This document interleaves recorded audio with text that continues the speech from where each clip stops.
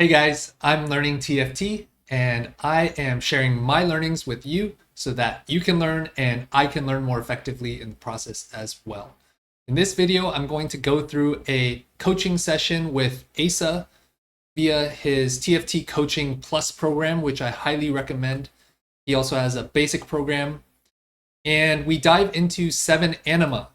I just want to call out that this is the best start I've had to any set in history for me personally, and all of this research learning process is really clicking for me, and I'm really having a lot of fun and enjoying it. So I definitely want to share these kind of rewards with you, because especially for those of you that have been along the ride with me, I really appreciate you joining me along the way. Just to give you a little teaser into what Aesah and I go into, here is kind of a high-level breakdown of 7 Anima. It's very similar to 7 Rebels from set 13. Since it's a vertical trait, it's a 7-piece. You play around a 4-cost usually, similar to, what was that, Zoe from last set, except it's inverted. It's an AD 4-cost and an AP 5-cost, where Jinx was your cap out. And specifically, the big insight I got from this coaching session is one of statistics, because I was building Shojin, and you'll see in the game that it was one of those hacks where you can flex the item components. It's a hacked item component, and I slammed Shojin in the early game. And Aesah called out that Shojin on Xayah is actually not BIS, even though TFT Academy has it listed as BIS. So if we pull it up here, 7 Anima, they have Shojin here. And what Aesah was pointing out is that oftentimes TFT players, even high-level TFT players, are just following the crowd, and they're not actually doing a deep dive, including myself. And I've talked about this in some of my meta mindsets, where you definitely want to learn from others, but you also want to put a critical eye in and figure out why is something good. And especially if you can figure out why something isn't good that the rest of the crowd believes in, then you can get an advantage over everybody else. And so what Aesah pointed out is that Shojin, while it is the most built kind of build combo for Xayah, actually performs not that great. And if you look at these highlighted place changes in AVPs, all of the best ones, minus 0.5, minus 0.57, minus 0.4, minus 0.6, all do not have Shojin in it. And it makes sense in the sense that Aesah was saying, especially in this meta where there's a lot of AoE stuns, especially Sejuani, Xayah has the ability, if you build her correctly, and more damage rather than more casting, to burst down Sejuani in one shot so that Sejuani can't even cast. Whereas Shojin, she'll cast more frequently, but she won't deal as much damage and has less burst output. So that's one big insight I got from this coaching session. And by the way, for Anima specifically, I just want to point out that Meta TFT just added this tier list, courtesy of Spencer, on their items, the Anima Squad weapon tier list. Specifically, I want to call out Bladerang on the first weapon is not good, because it like kind of throws out and returns and can be inconsistent in its damage output. But this, I've been kind of looking for something like this and just noticed that this existed, so I want to share that with you. So yeah, that's kind of high level. The other thing about 7 Anima is you really need a strong frontline, because your Anima Squad weapons deal a lot of damage, like can be kind of like a duo or trio carry with Xayah and Aurora. So you really want to build kind of more traditional tank items on Leona, and not like Sunfire, for example, or even Shroud. Instead, you want to build like Last Whisper and Morello on your carries. That way, because you notice here you have very small frontline. That way your frontline can survive, your backline can deal more damage, and your Anima Squad weapons can deal more damage as well. So with that said, I'm going to lead into the coaching session with Aesah. Thanks for watching. I hope you enjoy it, and I'll see you in the next one. So as far as Exotech, like this doesn't seem that good. Like anything with Cybercoil, I guess if it was Pulse Stabilizer Yeah. first, it'd be like maybe playable. But Summer Coil is just too bad. I feel like this item is only like half as good as some of the other items. yeah, And Hyperphase is like the third worst one with Holovo. yeah. I was actually So I'm not just like excited to play it. I'm like willing to always play this card, but I feel like I'm not definitely not excited to play it with these items. yeah. I was playing one with Repulsor, Hyperfangs, and Pulse Stabilizer. In that case, would you put? I think what I did was Pulse Stabilizer on Jin and then Hyperfangs on Zeri, since Jin can like proc the execute more. Does that seem reasonable? Um, I think you just want Stabilizer on your strongest unit. Hmm. Okay, makes sense.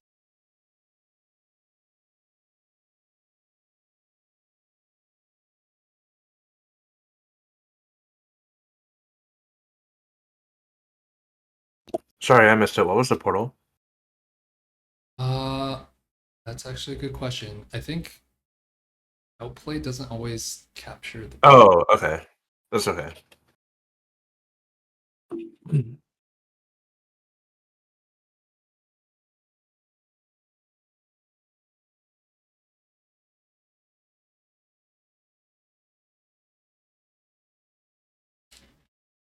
I don't know how I like randomly freeze it.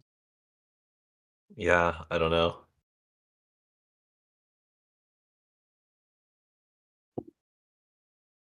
This is like post speed patch or Yeah, this is B patch. okay. It's just like last night, right after the B patch came out. So I didn't really know what was good at that. Mhm. So here I have Poppy 2, bunch of components. I could mostly play anything. I guess the best slam if I want to try a tempo would be like Chojin, like Last Whisper if I want to play towards like Zaya and Anima. Yeah, it depends. Depends what units you got dropped. I think because like you're not super committed to AD or AP. Yeah. You have like some options both ways. Um, Yeah, I mean Trojan Last Whisper is really good for Anima.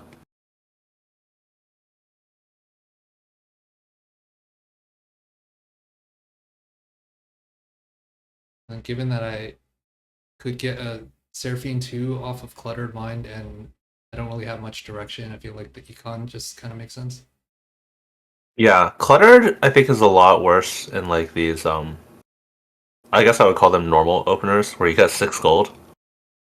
But I Mm. think it's like I mean I like Cluttered, but I think when you don't have like econ opener of some sort, it's a lot weaker. Because it delays. It gives you 3 gold a turn, but like delays you making econ for a long time. I'm fine with taking it here. I don't really like these options very much.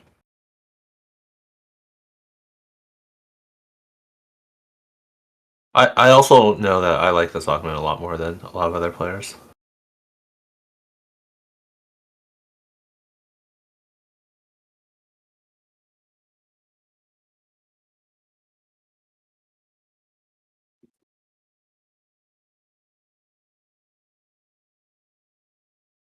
Yeah, I think I wouldn't slam here just because. I mean, yeah, you're not going to kill a unit either way. Okay. Would you keep the tier though? I think keeping cheer is okay if you want to play towards AP. But I think your items are also. Yeah, then you roll bow. Okay, sure. Okay, so I think here I wasn't sure if I should make this. I don't think you need to. It's pretty expensive, and like with cluttered, like I said, you're already like really far behind in econ, so this is actually like really expensive. Especially if you can't get cluttered, it's basically costing you like 9 gold, right? Because you're losing 3 XP. Yeah. Um, I think generically, maybe I'm just not good at it, but I think generically playing towards AD is a lot better than playing towards AP this patch. Even though like, because you're not committed to AP at all, you just have like one Seraphim pair, right? So it's like I would generally have preferred saving like the AD items.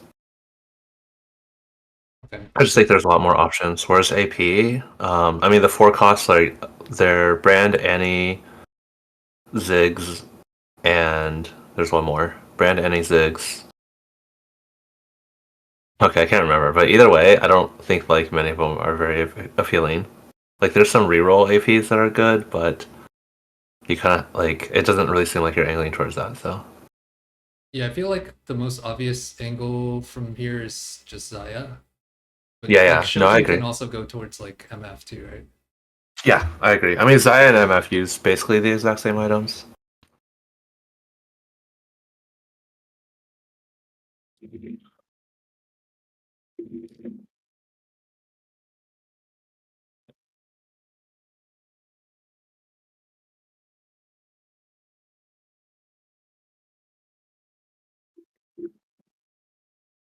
And I found a Zaya in shop. Yeah, Shoujo and Xayah is it's definitely passable, but it's actually not that good. I'm not sure if that's something that we've talked about here before. Hmm. Because when I look at the stats, it's like that's like the most built in all the builds at least. Yeah, let me stream for a bit. Yeah. So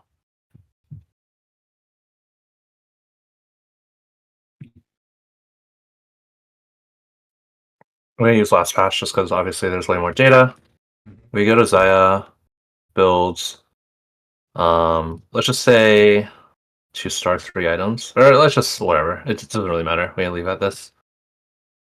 You can see that like it is like really commonly built. Um, actually, I'm just gonna put this so it like filters out some of the trash.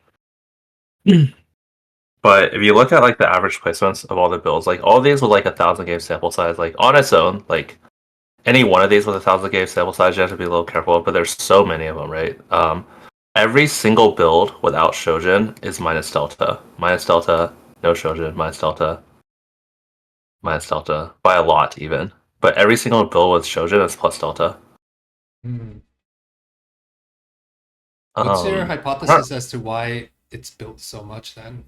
Like, uh, so I mean, there's a few reasons. One is okay. First of all, I think like most TFT players just follow like what they see other people do. And I know like before during PBE, like for example, when I record the video with Dish Soap, when we talked about Zaya, he said Shoujo was good on Zaya. I did not think it was good, but I didn't really feel that confident in it to be like I didn't feel that confident in it. Um, so like it's probably listed on like TFT Academy. I'm guessing it might not be. Let's take a look. I mean, TFT Academy obviously is like updated pretty often and it's pretty good, but they can definitely have some. Yeah, it's listed on TFT Academy. But yeah, I think like Zaya, first of all, she has overkill protection, which is usually one of the weaknesses, or which is one of the reasons like sometimes these single target units want Shojin is because like if they do too much damage on their ultimate and they just kill anyway. But Zaya actually has overkill protection, so it's fine. Uh, and you just want her ultimate to do as much damage as possible, which is it's actually really impactful if you're playing, especially noticeable if they have like a Sejuani same side. A lot of times with Shojin, what happens is like you get your first cast earlier, but it doesn't one shot the Sejuani, and then you just get stunned. But without Shojin, if you have like one of these like triple damage builds, um, you actually just kill her in one hit, and she doesn't get to cast. hmm, But nice. for why it's built, yeah, it's just like people don't really solve items on their own. They just follow what other people do, right? Right. So what I'm hearing is that without Shojin, she has more burst potential. Like so if I'm trying to think about when Shojin might be better versus worse, like if they have a like a super tank, you would rather have no Shojin. Whereas if they have a Um, team that's like kind of like I think the what was the augment where it's like they have 4 more units on their team or something, and everyone gets like 1 item or something, you'd rather have Shojin against that kind of opponent. Uh, so Shojin is relatively better in that situation, but I think you would just always rather not have it because this type of unit, you would rather just because she already has overkill protection. And honestly, just AD units historically in every single set, just scale better off triple damage. Like there's almost no AD units ever that have one Shojin in any set. One of the ones I could. Which one? How about MF this set? Uh, with Dynamo, I think without Dynamo, because she's 150 mana, she might want Shojin. But I'm kind of curious about that too, honestly. I'm not sure. I think without Dynamo, Probably probably, because filter like Dynamo. she needs too much mana, right? But even still, it seems like the Shojin builds, like this one, is negative. But other than that, like out of all of her most popular builds, I know these sample sizes are not that big, but right? Shojin plus Delta, plus Delta, plus Delta, plus Delta, plus Delta. And then if you look at the non-Shojin builds, like, I mean, this is almost minus, this is minus, this is minus, this is minus, this is minus, Can you this is filter minus. by like 2, 3, 4 Dynamo? I imagine the non-Shojin is going to be better for like 4 Dynamo. Yeah. If you add in Dynamo, it should probably just like skew the results even more, basically, than they already are. But Misfortune is just, yeah. She just played with Dynamo frequently, so when I filter in 2 plus Dynamo, it only goes from 13,000 games to 11,000 games. So it actually doesn't change the results that much, but it would skew it even more than what we were already looking at Yeah. in favor of not Shojin. Can you filter 4 Dynamo? I imagine it should be Yeah, sure. way more negative delta for the non-Shojin builds here. Yeah, we're definitely getting into huge sample size issues. Yeah, We're that's only true. looking at like 100 games, but it's still like a pretty recurring trend where yeah, I mean a lot of these are just like you're definitely seeing a lot of the variants. There's a thing I posted recently about I got this from Guthers, the Meta TFT genius. Let me just I'll just pull that on screen here.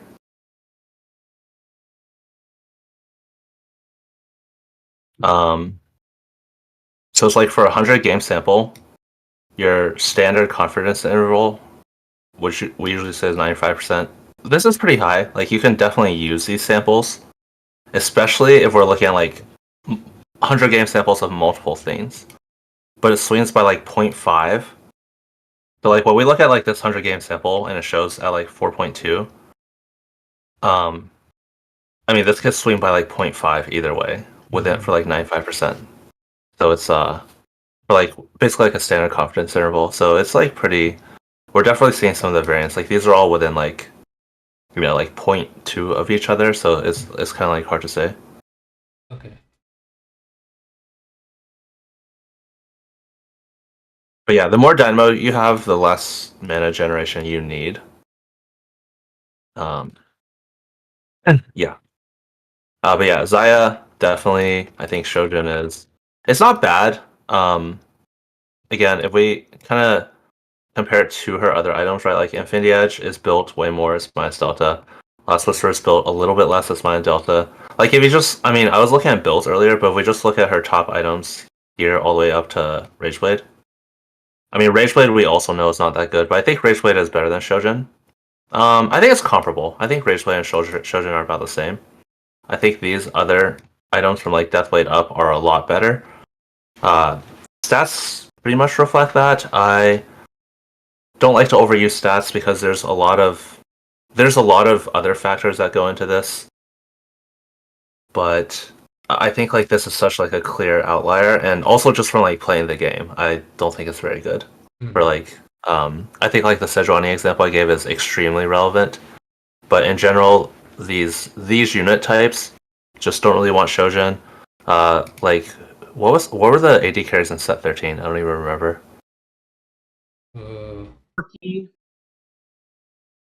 Yeah, Corki and Twitch. I mean, Twitch for sure can't use it, but like Corki is like a good example. Um, I know like historically some AD carries that were like okay with Shojin. If you go back to like set Aesah. 11, like Ink Shadow, Trickshot Kaisa, yeah. she was like okay with it, but like triple damage was still better. Um, yeah. Typically, AD carries just skill better because they do a lot of their damage with auto attacks.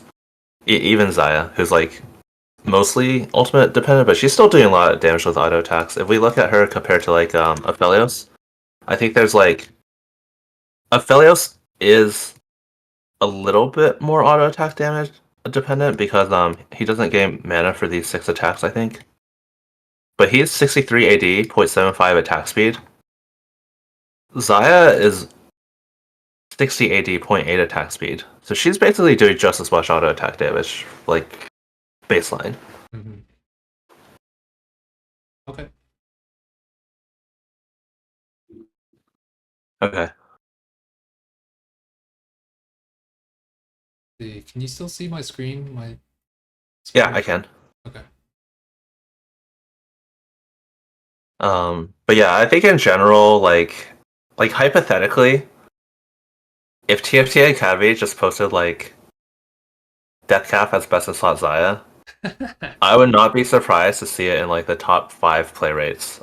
If it showed up there as like a bug, like Okay. I would not be surprised to see it in like the top 5 play rates for like Gold Plus or That something. makes sense. This reminds me of my DFS business where uh like a lot of the stats sites suggest certain players and then you see their play rates reflected a ton. Yeah. Which is actually a huge arbitrage opportunity if you can identify the weaknesses in Dish Soap's analysis and then like target that. Yeah, definitely. Like, for example, like that's why I've been kind of pushing Exotech really heavily recently. I mean, I think Exotech is like starting to catch on, where it's like a lot more people are playing it now. But I was kind of pushing it heavily because I think like if you have the good Exotech items, it's actually baseline stronger than Anima Squad, but it's so much easier to hit the board because there's like 3 players going for Xayah, and you can have uncontested Zeri, and it's actually even better. So it's like, uh, yeah, kind of recognizing what lines are strong but other people don't really know about is really important. Yeah. What's your thought about reforging that rod? Like in hindsight, I'm looking at this and I'm like, it should probably just pivot AP, you know? Yeah, I think it's hard to say because you already have so much of the Anima Squad board. Yeah. I think it's really hard to say because Anima Squad is also a strong line, and you're already like kind of deep into it. So I think it's a really tricky spot. Honestly, I'm okay with reforging the rod because if you get even one bow or one sword, then you already have another glove that can be like the other item, Infinity Edge Last Whisper, like your best in slot. You even have a transforming component, so I think like you can get a full Xayah build like fairly likely, and you do need frontline items too. And you got bow here, right? So now you're like one sword off like really good Xayah items. One thing I do want to say about stats is like sometimes there's going to be like a little bit of negative bias against Shojin because like let's say you get a Deathblade off like game carousel on an Aurora, you're just going to move the Shojin off. That being said, I still don't think Shojin is very good on Xayah. I think it's like okay. It's probably better than like Hand of Justice, for example. But not as good as Scarbreaker, Deathblade, Giant Slayer, like her actual really good items. Okay. And we're kind of seeing the problem with Cluttered Mind here, where it's like you're only making 20, Yeah. so it's like you're making 3 gold extra from Cluttered Mind, but it's at the cost of your augment, and then you're losing 3 gold from interest. Right. Would you just slam Deathcap here on Seraphine? Just pray for a Aurora high roll? Hmm. I'm okay with not slamming it for now, just because. First of all, you didn't win on. I think if you were to do it, it'd be on 3-1 if you think you Yeah. can win the round. 3-1 But after would have your. been fight div. Oh, yeah. Yeah, I think if you could do it on 3-1, but like after you already lose 3-1, I think it's like not that much value for how much it costs. Okay. Like it makes your board stronger, but like your Seraphine with one item is not gonna increase your overall team damage by that much. Right. And after you already lose, you just don't care if it's like if it makes you like 10% more likely to win the next round. Okay. So yeah, I think sword or chain here are both good. I'd probably go sword just to finish your Xayah build, but I think chain because you have two rods and like you probably want crown guard for sure Yeah, or Crown Guard Morello, and Morello. either one. Yeah, but I think like finishing your Xayah build is really good. Wow, another rod.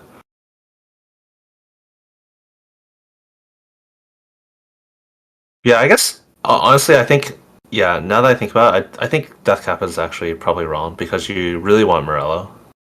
Yeah, It's just like sense. too important.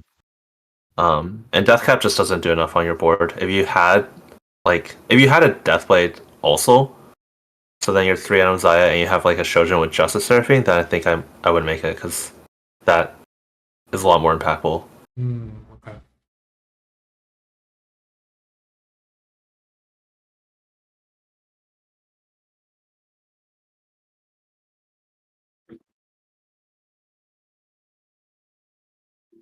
So is there ever a world that you, I guess on my roll down, I should be flexing kind of like a 7 Anima angle as the default, and then like a 4 Vanguard Xayah MF dual carry as like a backup? So just to not make it too hard, you're pretty low on econ also. So it's Mhm. like if you're let's say you're holding an MF pair and an Aphelios pair, that's already like a ton of gold. I would personally probably only hold the Anima build, but and also Misfortune specifically. Okay, so I not think the maybe Misfortune. Aphelios angle. I think Misfortune and maybe Aphelios, but I think Aphelios is just like not good enough, sadly. Okay.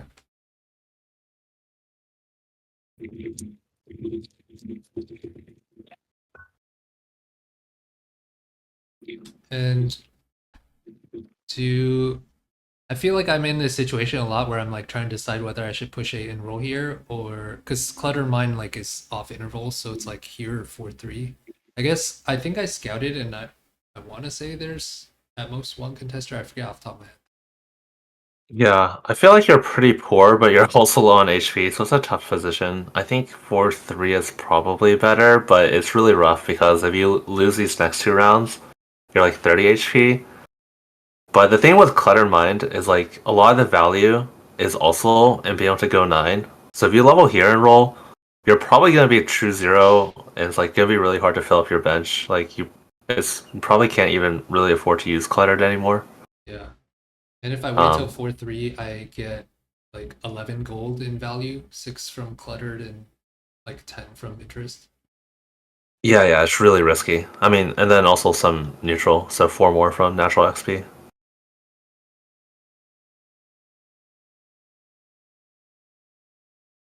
So like 20 gold, right?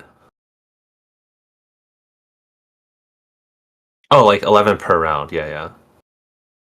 Or wait, 10 per round. Two naturals, 3 cluttered, and 5 income, Oh, you're saying wait till which is 5-1? 4-3. Oh, 4-3. Okay. Because you get 10 per round, so 20 total, which is quite a lot. It is like pretty scary HP wise, but Yeah. I still think it's like just the right play, like highest expected value. Okay. I think Invisible. I think final polish is okay. I think immovable is okay as well. Would this fall in the category of like, I think this is something that Marcel has kind of been emphasizing with me is if I view final polish as only slightly worse than immovable, then maybe it's worth rolling left to try to find something Um, significantly better. Although I'm not sure what I'm even looking for that's significantly better in this case. yeah. I guess like the way I think about final polish here is like how much do you vol? Because like a support anvil, you guys just think of like a support anvil as like a ran. It's so this is randomness, but it's 33% better. Plus the range is relevant. A support anvil, you can get things better than Randuin's. But the main factor is a completed item anvil. So like, I'm thinking like, can you use a completed item anvil? Well, you're definitely going to get more items on 5-1. So I think like, as it looks right now, you're pretty likely going to end up with a unit without a full build. So I think like a completed item anvil is like pretty valuable. I think this is really close, honestly. But yeah, it's like what you said. I think rerolling an augment has some value for sure. Um, Honestly, I'm not sure what I would take here. I think immovable is definitely Like a movable stronger right yeah. now, but I think final immovable is polish will be better. stronger like by end of this stage. Yeah, I think immovable is better actually. Um,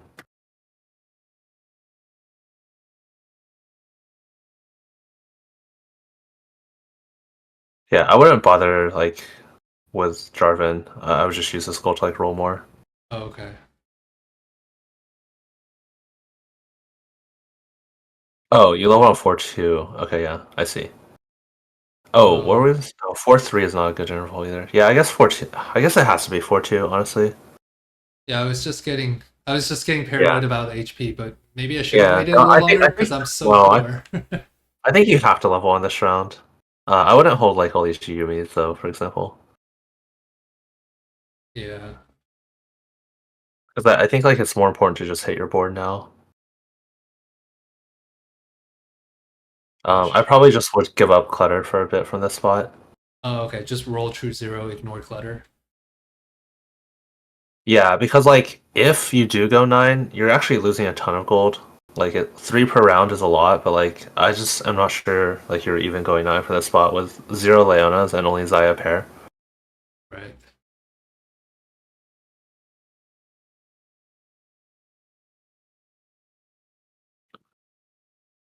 Okay, Morello is good. Oh yeah, I forgot Lucky Shops. I mean, this is really good. This definitely can save your game. I usually drop Vayne instead of Seraphine because well, first of all, it's an extra 2 gold, which is nice. Neither unit does that much, but the main reason is if you find Viego, then you'll have Techie activated. Viego's like probably the best level 9 unit you can add. Oh, okay.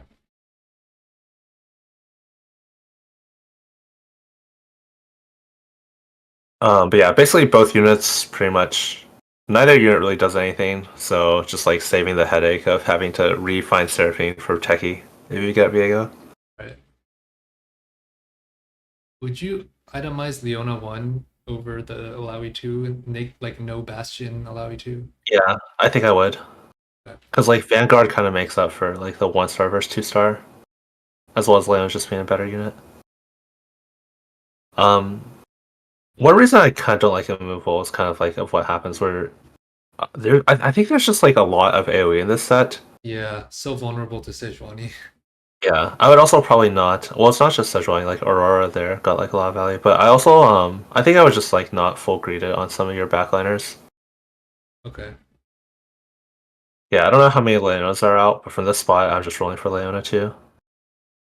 Because like Vayne, I think you can just put in the right corner. Honestly, you can put Jin over there and just put like this, put the Randuins on like Silas and have him walk up, for example.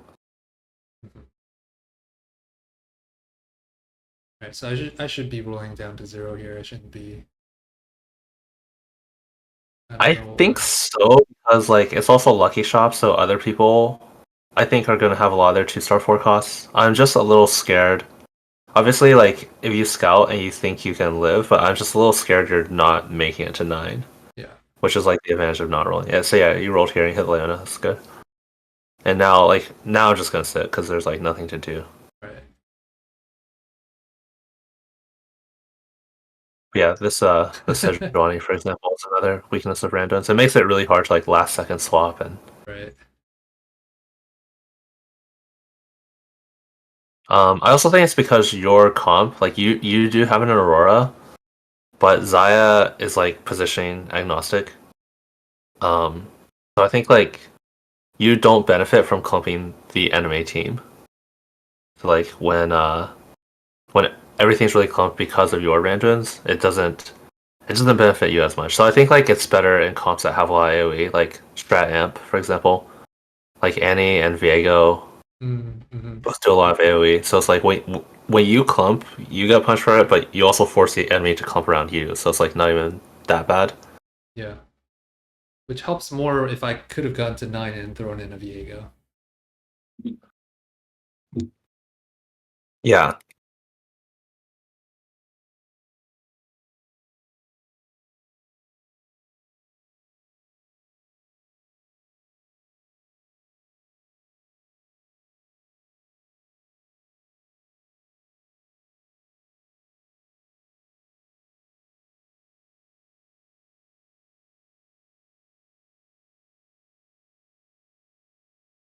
Yeah, so against this Braum, like no Shojin, if I had DB instead, it would have taken him down faster. Shojin is just lower DPS, I think, in all cases. Okay. Yeah. Then if you had like DB, Guardbreaker are going to be the best items. Mhm. Second Okay. Infinity Edge is basically pretty comparable as well, I think. Yeah, and Guardbreaker specifically against the Braum with his shielding. Yeah. Okay. So as far as my takeaways from this Well, game, oh yeah, go ahead. GS and Guardbreaker are like the same because Oh, either okay, way, yeah, like they're both going to be activated. yep. So I think the first big one is your point on just realizing that Shojin's not really that great on Zaya, which would have allowed me to be play a lot more flexibly. Which, although I guess the Exotech item wasn't great. If the Exotech item was okay, then I could have leaned more towards Zeri. But I will say like Semi Shojin is just good in this line because like it's passable on Zaya, and like if you had two removers here, you just switch it with a Giant Slayer on your Aurora. right, right, It's like best in slot on Aurora. that's true. Okay. Um, It's also good on the early game holder, so it's like pretty good in the line to just build on like 2-1 because like you get good value on it in stages 2 and 3. You get like okay value out of it on like stage 4, and like once you find Aurora, hopefully on stage 5, then you get good value again. okay, and then I guess stage 4, I should really once all the Sejuani start coming online, I should not greed the Randuin's value. Um, Yeah, I think you definitely don't need a grade on like Vayne, for example, just because even having one unit in the other corner can sometimes be like misfortune to hold that way, for example. yeah, okay. And I think on that roll down, I was holding MF. Um, here. Yeah, I think this is just rough. Honestly, you just don't have a lot of gold. I think this is pretty solid. You spent all your gold for the most part. I think like yeah, I think there's not that much to do from this spot, honestly. If I I think do like hit, that's if I do hit an MF2 here, like yeah. it's go down to 3 anima, like take out I would just King and immediately Surfing. I would just immediately sell the Zaya because you only have one. Oh, okay. And then And then you would slowly sell off like I mean you don't need surfing like at all after that. And I was just like slowly sell off the pieces of the board that so then don't do I would anything. just try to go to 5 syndicate and I would probably just do three. three Because syndicate. 5 Syndicate only gives more HP. Oh, right. And a second syndicate, but that's not that valuable. Okay. Yeah, the second Syndicate is basically also just more HP because you would probably just put it on like Braum.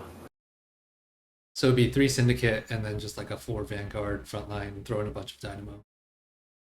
Yeah, it's very similar to like the Felios comp, except it's just Dynamos instead of Vanguards or instead of Marksman. Okay. And then I guess in the first place, I should not have made the Yumi 2. And then to your point, I shouldn't have made the Jarvan 2. I think it's hard to say, honestly. I think Yumi too is. I for sure think it's not that valuable, just because the backliners with no items like just contribute very little to your overall damage. But frontliners with no items actually, like the Jarvan 2 makes your board actually a decent bit tankier. But I think the Yumi for sure I would wait on, and then you can always go back and find a Yumi too once you're stabilized. Okay. Okay. Anything else jump out to you about this game? Yeah, I think putting Randos on Jin and putting him up there is pretty bad. Yeah. Because yeah, you can just put on like Silas and have him walk up. Because the Jin like he contributes. He's actually one of your better backliners with no items. Why did I do that? I think I just I mean, didn't I don't have. know. Oh, yeah. I should have put it on Jaxer. Yeah, I don't know why I did that. Yeah, wait, I did. How did it end up on Yeah, you Jax? had on Jackson first. Okay. Well, yeah, I agree with you. I guess Yeah. Oh, it's because I didn't want to put down Leona here. But I guess I should have just removed Alawi onto Leona and then put Randuin's on Alawi. Yeah. Um. So you need a remover for Silas and one for. Basically, I always count how many removers I need and how many you're gonna like. You need one for Silas and one for Alawi, and then you're going to get one next stage. So the question is, do you need two next stage? I don't think you do, right? Like you can maybe use one for like probably one for Zaya, Shojin to Aurora, get a better Zaya item, and then you don't need another remover after that. Your Leona's gonna have the best items, and that's it. Yeah. And you don't really have to remove Silas right now, even. It's probably fine to just leave that on him, actually. Right. So you have more removers than you need. Okay.